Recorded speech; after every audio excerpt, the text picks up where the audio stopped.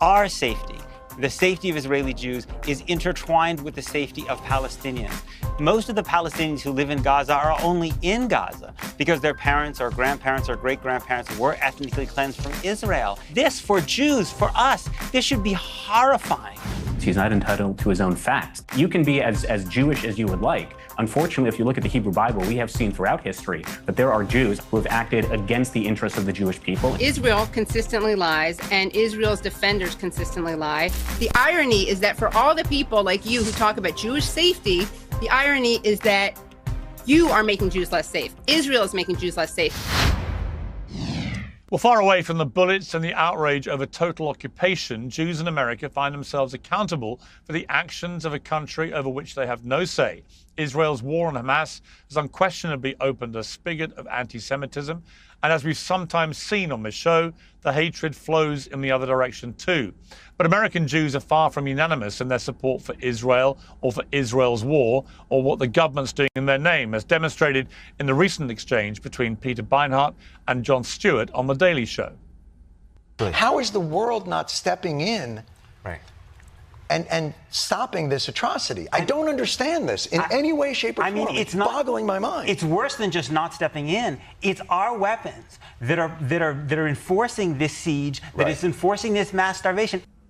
But what makes this conversation all the more important, of course, is that how Jewish America responds to this war could ultimately determine the future of the region, hopes for a two-state solution, and even Israel itself. Well, in a moment, we'll debate all this with a special all-Jewish, all-American panel.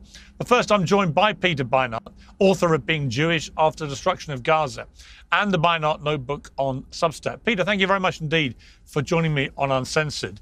Your interview with Jon Stewart, two Jewish men talking about this situation, was very powerful. It went viral.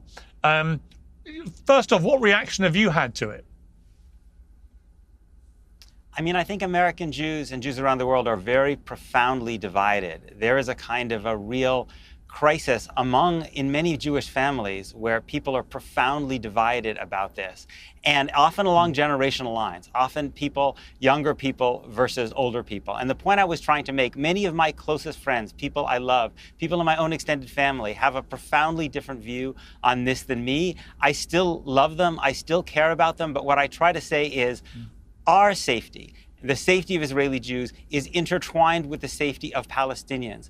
This starvation and slaughter, beyond being immoral, beyond being, to me, an offense against God, who sees all human beings as created equal in God's image, it's also profoundly dangerous for Israeli Jews who will have to live alongside the next generation of Palestinians in Gaza who have grown up seeing their parents and their families starved and slaughtered. Yeah. You know, it's interesting. We've been covering this from October the 7th onwards on Uncensored, and for a long time, I vigorously defended Israel's right to defend itself. I felt they had a moral duty to defend its citizens after what happened on that hideous day. But certainly this year, from the start of this year, leading to the blockade, leading to the daily horrific scenes that these lines of people, thousands of them, desperate for food, clearly very, very hungry, and getting gunned down as they line up, desperate for food. To me, this crosses every line of self-defense. And when you add in the rhetoric from people like Smotrich and Ben-Gvir, these hard right guys on the cabinet, when they talk so openly about a desire to cleanse Gaza of all Palestinians, you begin to think, is there a bigger thing going on here, which many feared might be the case, which is actually a form of ethnic cleansing, of removing all Palestinians from Gaza, from the West Bank? Yes, I mean, it pains me to say this, but I think that's correct. It's important to remember the context. Most of the Palestinians who live in Gaza are only in Gaza because their parents or grandparents or great-grandparents were ethnically cleansed from Israel in 1948. And I think that what happened on October 7th with that horrifying massacre, those war crimes that were committed by October 7th, is that Israel didn't know anymore how to live alongside Palestinians in Gaza, and it was not fundamentally willing, Israeli leaders, to face the underlying issue, the underlying core grievance, which is that Palestinians lack freedom. And if you don't give people just because people are oppressed doesn't make them saints, right? People who are oppressed can do horrifying things, as Hamas did on October 7th. But they are subject to a structure of violence when you deny them their human rights. And because Israel wasn't willing to think about solving that core problem, it has moved towards the answer of solving the problem by mass expulsion of Gazans, which with an assist from Donald Trump. And this, for Jews, for us, this should be horrifying for us to see playing out in front of our eyes. Yeah, I completely agree. And I think that people have tried to deliberately and disingenuously conflate genuine criticism of what Israel's government is now doing. And I've become increasingly critical of what they're doing this year and very vocal about it. And immediately all the people on the pro-Israeli side who at the start of the war were cheering me from the rooftops for, supporting Israel's right to defend itself, suddenly I'm anti-Semitic. I'm a Jew hater. And it's been relentless bombardment on X and other social media platforms. And yet there's been a real disconnect. That's why it's interesting about your reaction that you've been getting. A real disconnect with people I meet in the street. I've been in New York for a week. I've been in Los Angeles now. And I've only had Jewish people come up to me and some Israelis who've been thanking me for holding the government to account for what they're doing in their name. And for understanding what you have understood so clearly is that a lot of what is going on now will actually make lives less safe for Israelis and for Jews around the world, not safer. And it's for that reason I've been so critical. And I also think if you treat the Palestinians in Gaza, the innocent Palestinians, not Hamas, but the fact that 20,000 children have been killed, the fact that there's now obvious severe hunger, possibly the start of a famine, obvious starvation in many cases. The fact that there's this constant denial by people on the pro-Israeli side, I think it does all Israelis such a disservice. Absolutely. And I have to say, it's when I see people trying to defend the indefensible, the starvation and slaughter of an entire people by invoking anti-Semitism, it really sickens me, to be honest. We as Jews, we have inherited a kind of a sacred legacy of the oppression and slaughter and genocide of our ancestors. And we need to treat it with grave care. That is a sacred legacy in which if you call someone an anti-Semite, you are associating them with some of the worst crimes in human history. You should not use that phrase lightly, and you should certainly not use it because you don't have any good arguments to use to defend the starvation and slaughter of children. Yeah, I completely agree. I think it's such a lazy trope to throw around. And, and I try and argue with the people that accuse me of this. And I say, look, I can't be, as people tried to accuse me of being at the start of the war, a pro-Zionist and so on. And then I'm also apparently a Jew hater and anti-Semite. I'm none of those things. I'm someone who's tried to look at this war as dispassionately as possible, as fairly as possible, and tried to work out what is happening here. I mean, one of the problems is the Israeli government's refusal to allow international journalists into Gaza now since the start of the war. A, it makes me think, well, what are they hiding? B, it makes it almost impossible to independently verify the atrocities that happen. And it makes it very, very easy, which may explain why they're doing it, for the IDF and for Netanyahu to deny any culpability for anything. Absolutely. It's such an important point, right? If Israel were really confident in the claims that it's making, that it never targets civilians, that it does everything it can to avoid targeting civilians and only hurting Hamas, that it's only Hamas's fault that people are starving because it's stealing aid, all of these claims we hear again and again and again. If you're confident in those claims, let the international media in and let them verify those claims. It doesn't suggest a lot of confidence in their own talking points that they won't allow the international media to check. No, I completely agree. There's very interesting stuff in your book, but I wanted to pick out a couple of things to start off with. One, you say here, the Jews who suffered pogroms in the Russian Empire in the late 19th and early 20th centuries, and the Jews who faced genocide in Europe in the 40s, were members of a vulnerable minority living in countries that had long restricted their rights. The terror they experienced was inextricably bound up with the oppression they endured. In Israel, by contrast, Jews enjoy legal supremacy, and it's Palestinians who lack basic freedoms. Comparing October the 7th to the Holocaust or a pogrom ignores that fundamental difference. I thought that was so well articulated, because often I get thrown back at me when I try and criticize what Israel's doing now in Gaza with, well, what about the British in World War II?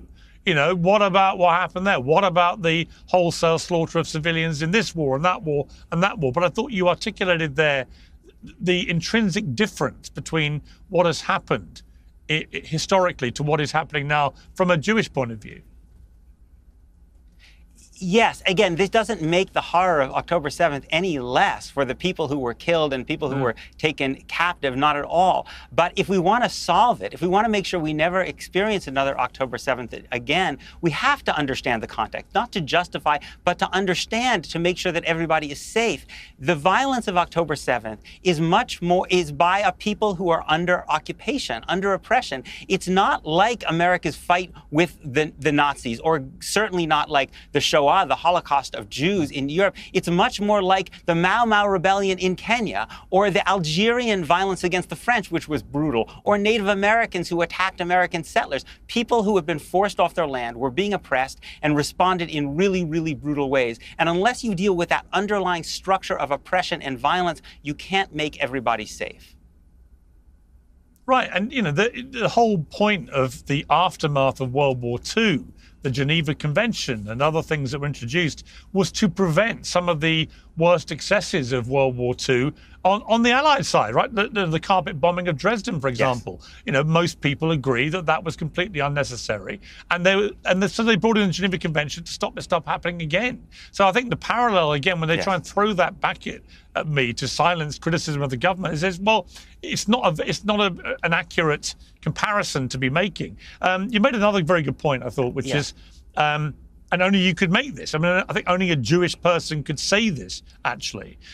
You say in the book, we're not history's permanent virtuous victims. We are not hardwired to forever endure evil, but never commit it. That false innocence, which pervades contemporary Jewish life, camouflages domination as self-defense. It exempts Jews from external judgment. It offers infinite license to fallible human beings. Again, such an important point to make, because nobody is trying to, well, look, nobody with a rational mind is trying to deny what Jewish people have endured historically, not least in the Holocaust, or what happened on October the 7th. I mean, the scale of it was mind-blowingly horrific. 1,200 people murdered, 250 plus kidnapped, 7,000 more wounded. I mean, it was just on an unimaginable scale. But that doesn't mean that the Israeli government isn't now also perpetrating things which many people believe constitute war crimes. Yes, and look, we as Jews are fully human, and being fully human means nothing is alien to us. Is that we can be victims and we can be victimizers just like every other group of human beings. And you know, actually, our own sacred texts, the Hebrew Bible, Talmud, they actually make this point again and again and again. And in fact, there's nothing about having historically suffered abuse and violence and even genocide that means that you can't do it to other people, right? That happens, tragically, that happens throughout all the time in families, in human history. So we have to recognize about ourselves so we can actually guard against these tendencies, rather than always saying that every circumstance, even when the people of Gaza are suffering what's now widely being called a genocide, that we need to make this a story of Jewish victimhood. It's not.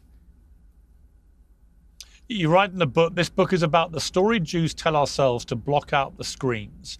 It's about the story that enables our leaders, our families, and our friends to watch the destruction of the Gaza Strip, the flattening of universities, the people forced to make bread from hay, the children freezing to death under buildings turned to rubble by a state that speaks in our name and shrug, if not applaud.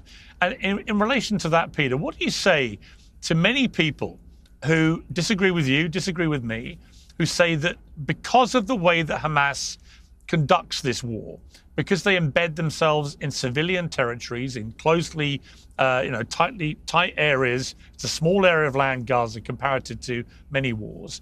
They embed themselves amongst civilians. They embed themselves in schools and hospitals and so on. And that the only way to take out Hamas is to do it the way that the Israeli government is doing it through the IDF.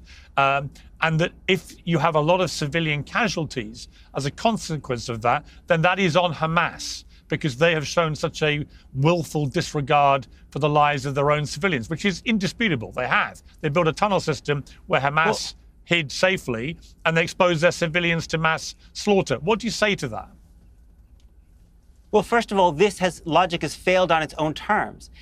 Hamas is still there. Israel has destroyed most of the schools, the bakeries, the agriculture, the universities, the churches, the mosques. But you know who is there still? Hamas. And although Israel keeps talking about how many Hamas people they've killed and how many weapons they've destroyed, just like the Americans in Vietnam kept talking about how many Viet Cong they had killed, what they don't tell you is that Hamas has lots of new fighters. Because when you kill dozens of people, of someone's family and starve their parents to death, they're going to want to fight you. So they join Hamas, right? Yes, Hamas is an insurgency. It fights from within the civilian population and put Palestinians at risk. You know what? So did the Viet Cong in Vietnam. They built a vast tunnel network as well. This is the way all guerrillas fight. And it means that when you're fighting an insurgency, you are still bound by international law. And if you want to succeed, you have to deal with the underlying grievance of the population. Otherwise, you will just kill masses of civilians and you'll never actually solve the problem. Peter, you're going to stay with me. I'm going to bring in the rest of the panel now. It's a panel of Jewish Americans, as I said, all with different perspectives. The political commentator for PragerU and pro-Israel activist Shabbos Kestenbaum, the writer, filmmaker, and host of the Katie Halper show, Katie Halper, and Benjamin Moelem, who formerly worked as a law clerk for the Supreme Court of Israel and now curates, explains, and analyzes verified news from coverage from Israel on Instagram. Well, welcome to all of you. Shabbos, let me start with you. What is your reaction to what Peter said? And just to remind viewers, I think, about Peter's credential to speak about this. You know, A, he's Jewish. B, he's a professor of journalism and political science at the City University of New York.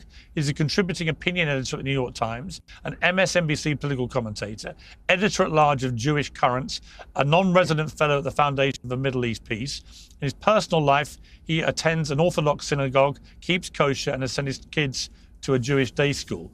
I would say that that's a pretty good checklist of credentials to entitle him to his opinions about this. You know, I do accept, honestly, when I'm on X and arguing with Jewish people about this, I do accept the argument, I'm not Jewish.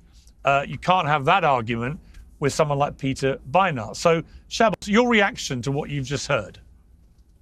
Certainly, Peter's entitled to his own opinions. He's not entitled to his own facts. The American Jewish Committee had a survey in June, and it found that 85% of all American Jews felt a stronger attachment to Israel post-October 7th. Look, Peter has been going on national media for decades now, talking about how American Jews are continuously non-Zionist or anti-Zionist, but the data and the facts just don't back it up. I was a student at Harvard where Peter was paraded around the university. He spoke at Harvard Divinity School. He spoke at Harvard Kennedy School. He spoke at Harvard Law School. He spoke at the Harvard College. And he's repeating the same talking points, but at the end of the day, the overwhelming majority of American Jews feel a strong attachment to Israel and feel an even stronger attachment to their Judaism, in spite of what Peter is trying to portray. The second point I would like to make is you can be as Jewish as you would like. Unfortunately, if you look at the Hebrew Bible, we have seen throughout history that there are Jews. I'm not necessarily saying this as Peter, but simply saying I am Jewish and therefore I can't be anti-Semitic, or I am Jewish and therefore the things I'm saying have legitimacy. If you look at the Hebrew Bible, we've always had Jews who have acted against the interests of the Jewish people. In fact, just yesterday was the holiday of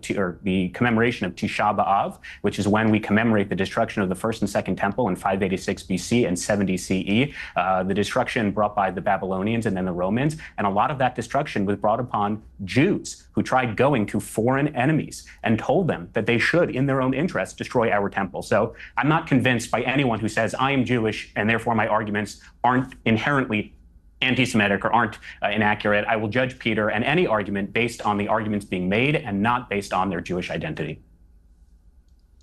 And out of interest, do you think I'm anti-Semitic? No, not at all. And in fact, I've routinely defended you, Piers, when I do media interviews, when I am on podcasts. I think one of the reasons that pro-Israel Jews stop going on your show is not because of, they're not able to defend the war. It's simply because you don't really treat them well. Natasha Hasdorf is a friend of mine, and let's call a spade a spade. I believe you acted pretty inappropriately towards her, and people aren't willing to engage in an environment whereby there's not a lot of good faith argument. Last time I was here, you allowed Anna Kasperi to call me. It's interesting. What's interesting about Natasha? Well, it's interesting about Natasha because I was laboring under the massive misapprehension that she was indeed a senior international lawyer. Most international lawyers I've met are perfectly able to deal with the rough and tumble of a media interview, however contentious it may be, however much they get interrupted. It turned out that she was not able to deal with that, played the victim afterwards, and had a lot of people playing the victim on her behalf, which I thought was actually pretty pathetic. I got annoyed with her because she was trying to cast doubt over things like 9 children being killed in an airstrike, which nobody else was raising any doubt about whatsoever, not least because the parents, who were both medics, had given interviews talking about losing 9 of their 10 children. I thought that was pretty inhuman, actually. But let's not make this about Natasha Hausdorff, but I did find the massive overreaction to what was, I'll accept, I probably interrupted her a bit too much. She's a lawyer. For God's sake, if you can't rough up a lawyer in a media interview a bit and interrupt a bit too much when you don't like what you're hearing, I'm not sure what the world's coming to. I accept that you, Shabbos, have always, when you've come on uncensored, acted in a very respectful manner. And I think that brings out probably the best in interviewers when you do that. I may not agree with you, but you don't react the way that she did in that interview. So I don't think it was all completely blameless. Let me bring in Katie Halper. I could see you reacting facially quite a lot there to what Shabbos was saying. So explain what was annoying you. Well, I think that, there are a couple of things to bear in mind. One is that what Shabbos is doing is kind of typical talking points. So a couple of things to remember is that Israel consistently lies, and Israel's defenders consistently lie because they don't have the facts on the ground, and they certainly don't have the moral argument. And I think it's really rich for Shabbos to suggest that someone like Peter Beinart is perhaps an anti-Semite or a self-loathing Jew. And that's also a trick. I did not say that at all. Yes, you did.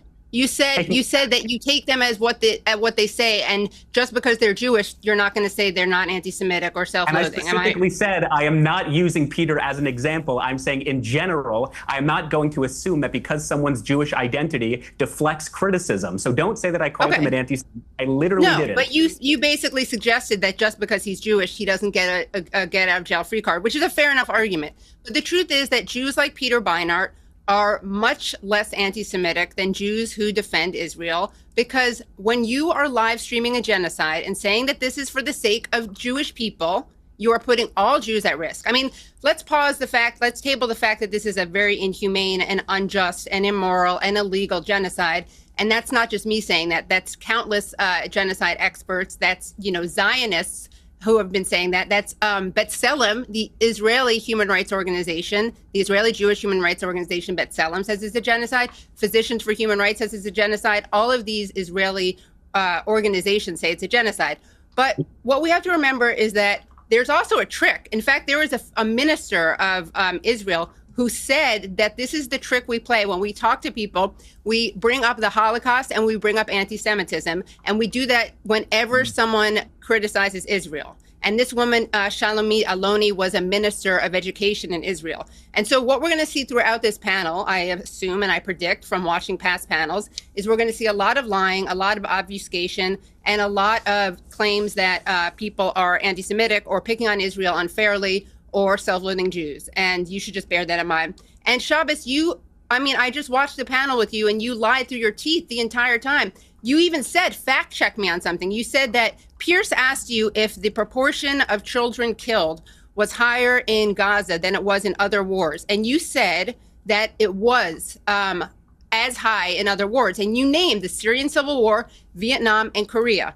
Unfortunately, the stats don't back you up, and the proportion of children killed in all of those wars was lower. I can go over the stats with you, but was lower than the proportion of children killed in Gaza. So we have an active genocide going on. It is actually illegal for the United States to support this genocide. It violates the Leahy Law. It violates the Foreign Assistance Act.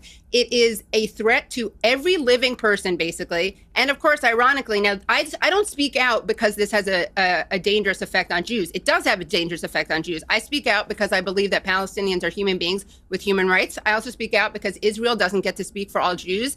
But the irony is that for all the people like you who talk about Jewish safety, the irony is that you are making Jews less safe. Israel is making Jews less safe. AIPAC is making Jews less safe. The ADL is making Jews less safe. And you're engaging in the anti-Semitic trope of equating Jewishness with Zionism. Every time that you claim that all Jews have to be Zionists or that it's anti-Semitic to be anti-Zionist, you are leaning into that dual loyalty trope, which claims that all Jews are a monolith and we all support Israel. And again, when you're live streaming a genocide that the entire world sees and you're saying that this is for the sake of Jews, I don't know how that's good for the Jews.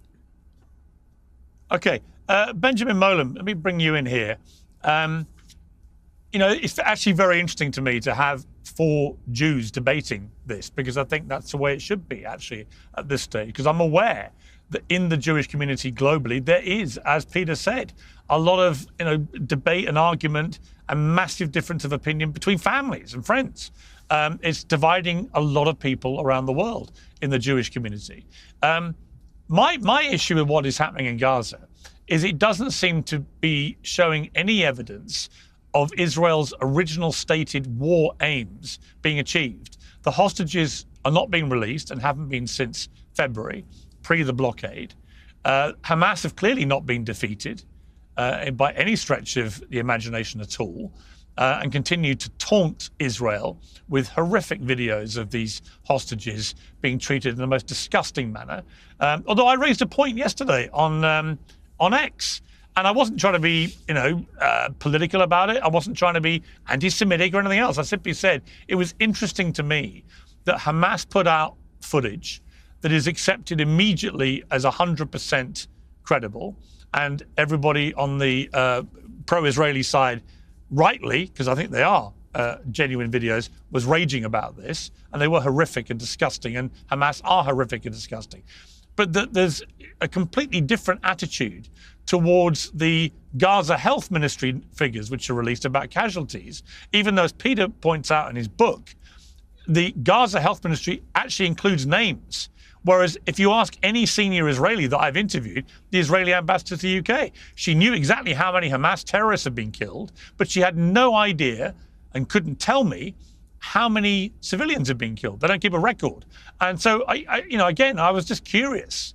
I was curious why the utter credulous reaction to awful videos, but utter incredulity to casualty numbers, when it would appear historically that the Gaza Health Ministry numbers tend generally to be pretty accurate and accepted by Israel after the event. Only now, since October the 7th, has everybody on the pro-Israeli side that I've had arguments with about this said, actually, none of it's true. You can't believe any of it. We know we've killed 30,000 terrorists. We've no idea how many civilians have died. None of that is credible to me.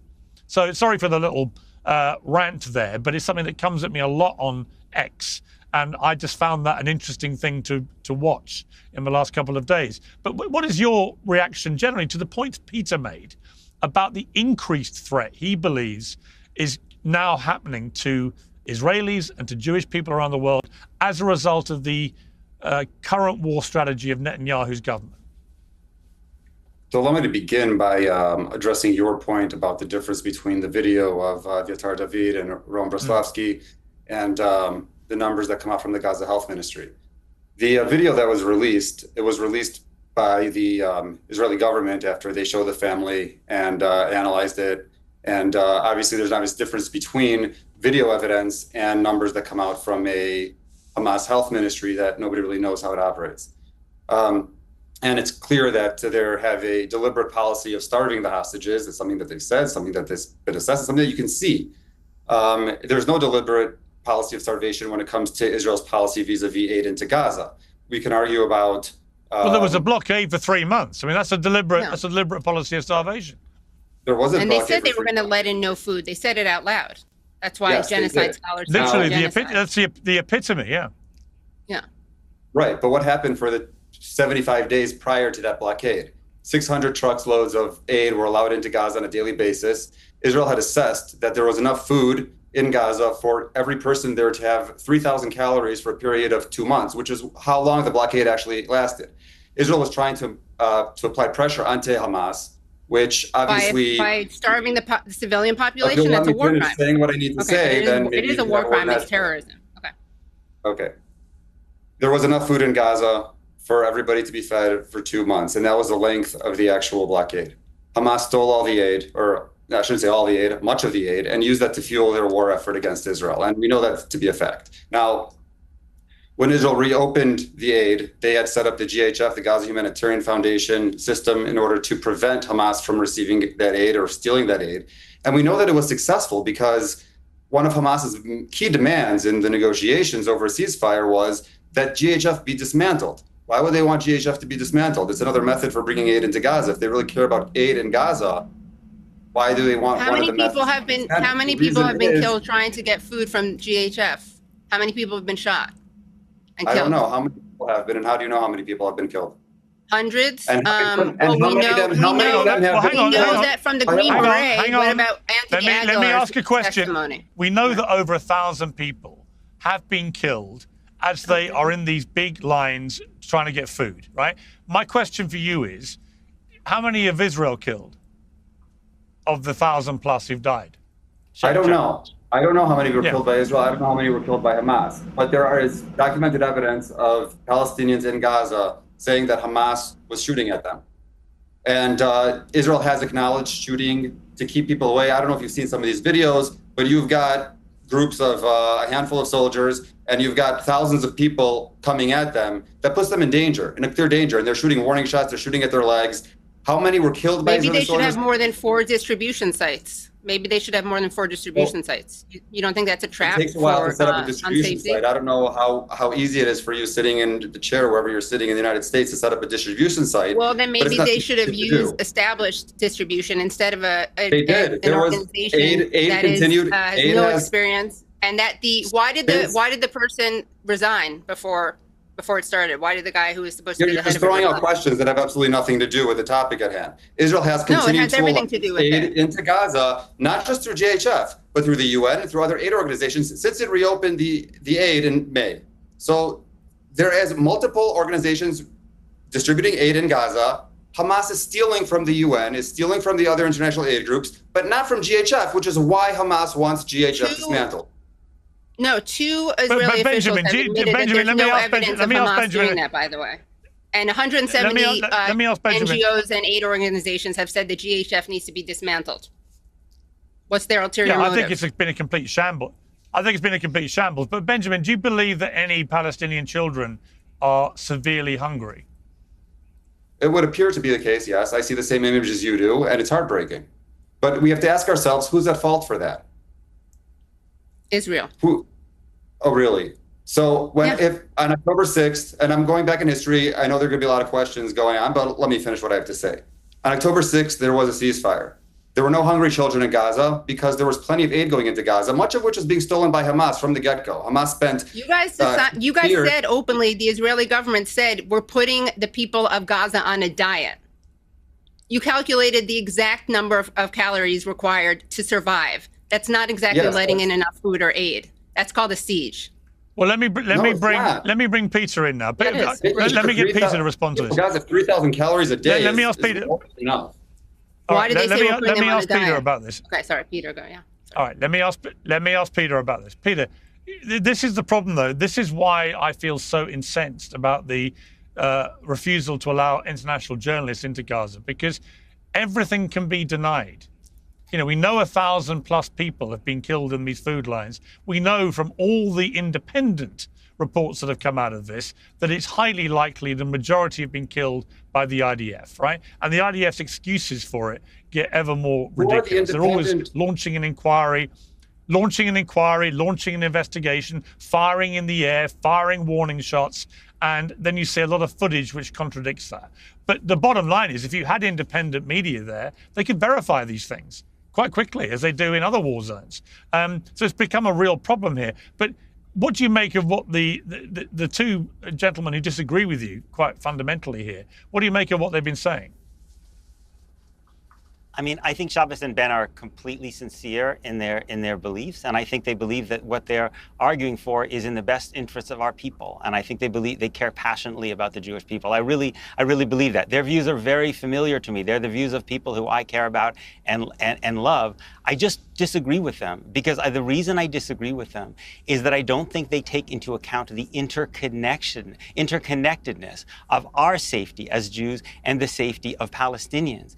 In the long run, I believe it is very, very dangerous for Israeli Jews to create conditions of starvation and slaughter for Palestinians, even if, because that produces a new generation of people who will join groups like Hamas or groups even more radical than Hamas. I believe that the safest thing for Israeli Jews is to live alongside Palestinians who have basic freedom, who have basic human rights, that is a condition that will be safer for everyone. And I will say, in my experience, and again, I'm very, very fallible and I've been wrong about lots of things. In my experience, the Jews who spend more time with Palestinians as human beings, the Jews who have had more deeper relationships with Palestinians as human beings, the Jews who have spent more time actually seeing with their own eyes what Palestinian life is like under Israeli control are more able to understand that.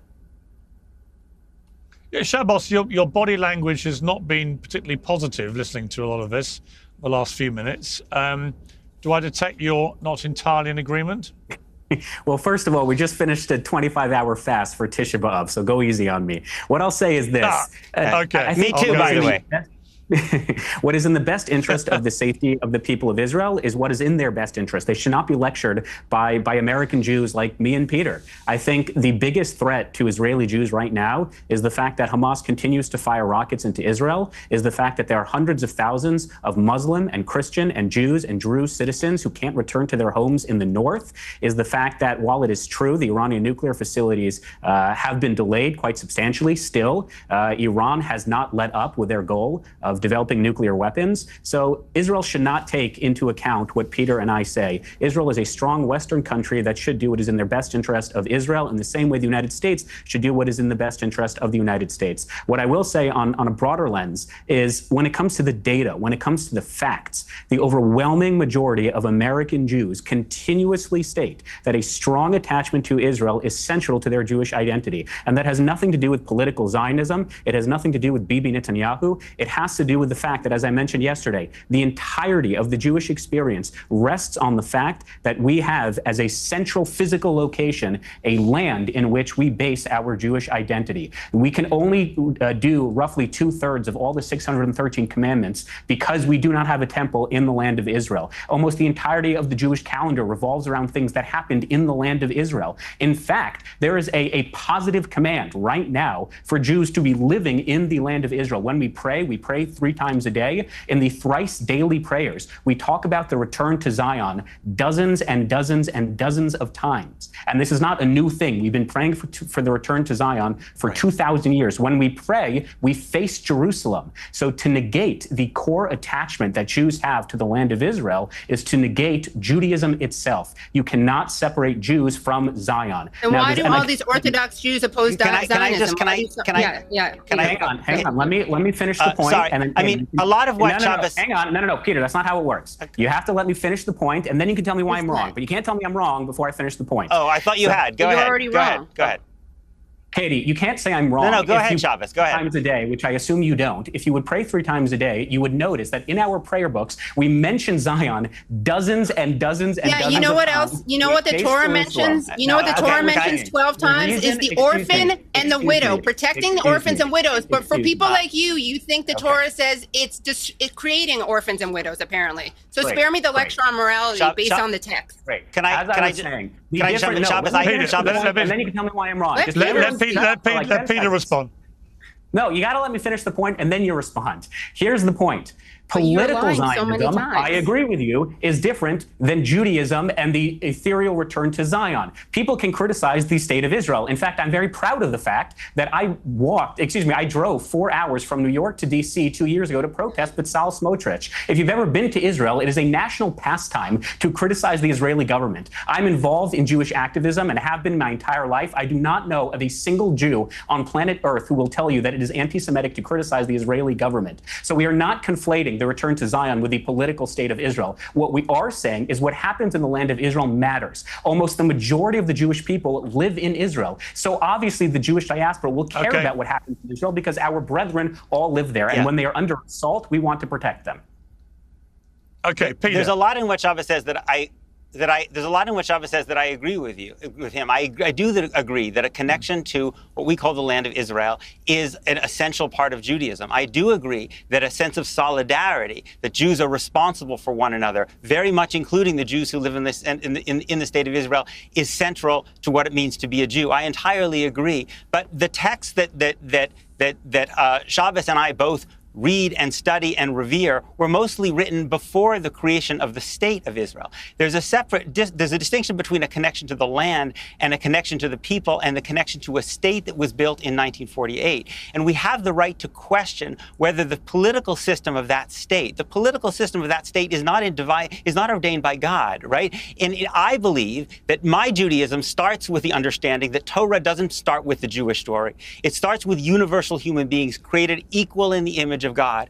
And so when I think about the political system that I favor, whether in Israel, Palestine, or the United States or anywhere else, my foundational belief is that it should treat people equally under the law, because that is the political expression of the theological principle in Judaism that all human beings are created equal in the image of God.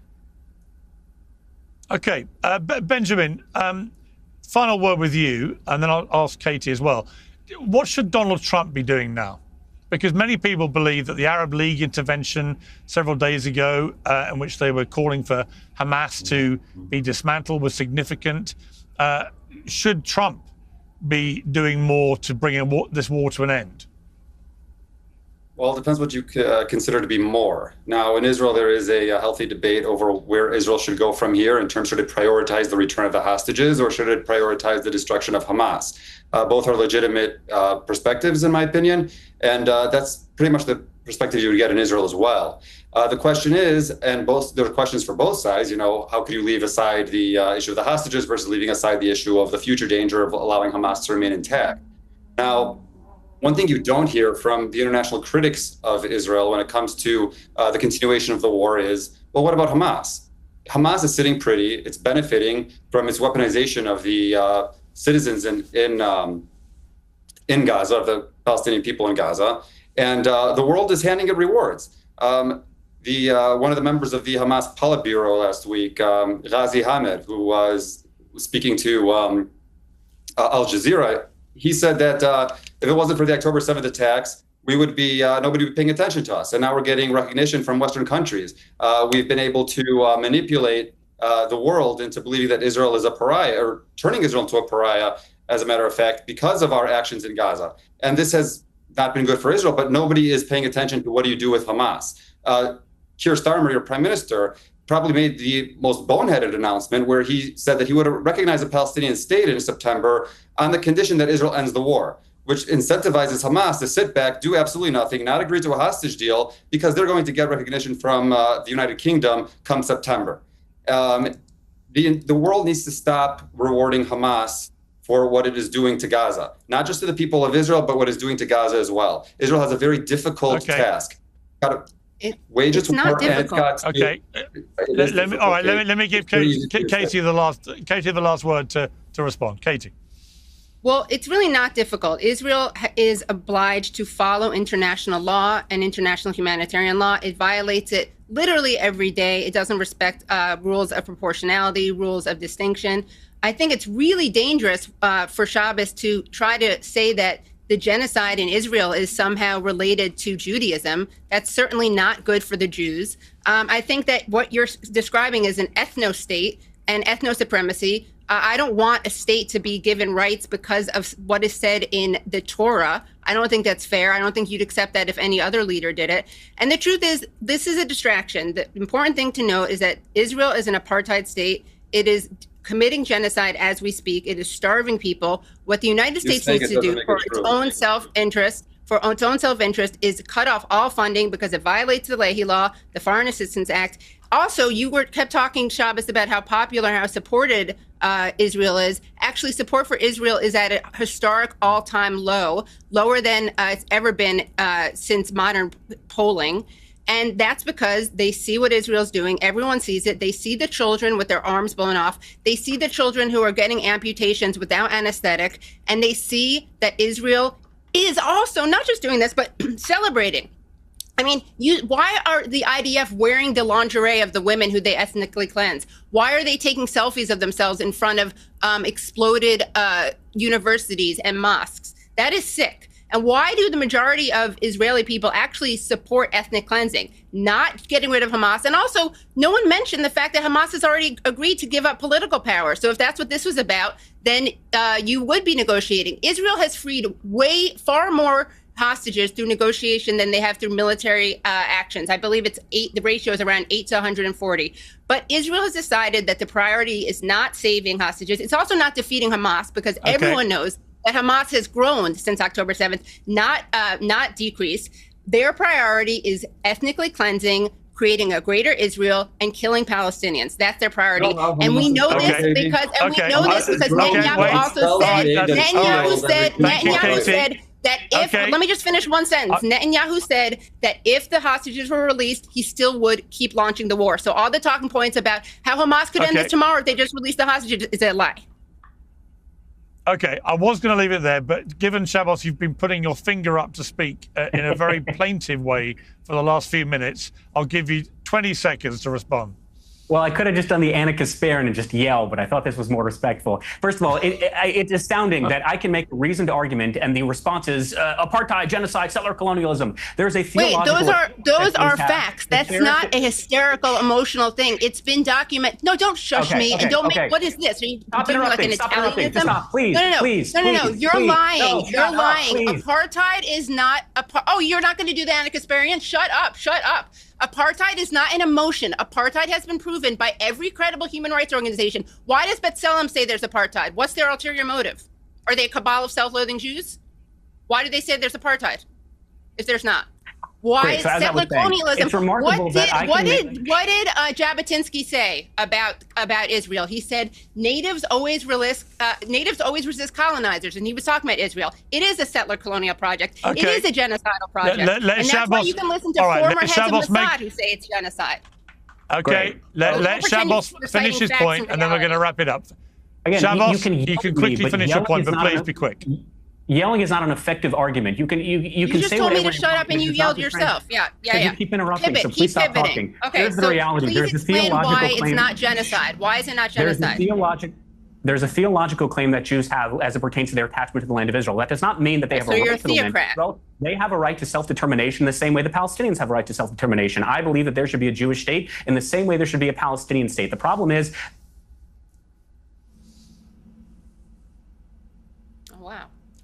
Shabbos has been trapped in mid-flow, and I'm going to take that opportunity to bring this to an end. It seems an appropriately strange way for the debate to end, with Shabbos frozen in mid-sentence. We're going to leave it there, but it was a really interesting debate. Oh, you're back. Shabbos, you were frozen in mid-flow, which I felt was an appropriate way to bring things to an end. Piers, no, I'm going to leave it there. We've run out of time. Piers, you're invited. You're coming to Israel. Me and Peter will take you. We'll try our best to get you. You said that you don't want Piers let in. You tweeted out that Piers shouldn't be let in. I saw your tweet. I've been to Israel. I actually went to Israel. What? I actually went to Israel in 2012 to interview Netanyahu in Jerusalem. I loved it and would very happily like to go back. But I've got to leave it there. Thank you. It was a really interesting panel to get you all debating like that. I appreciate it very much. Thank you. Thank you, Piers. Yes, we know the cornerstone is Christ alone.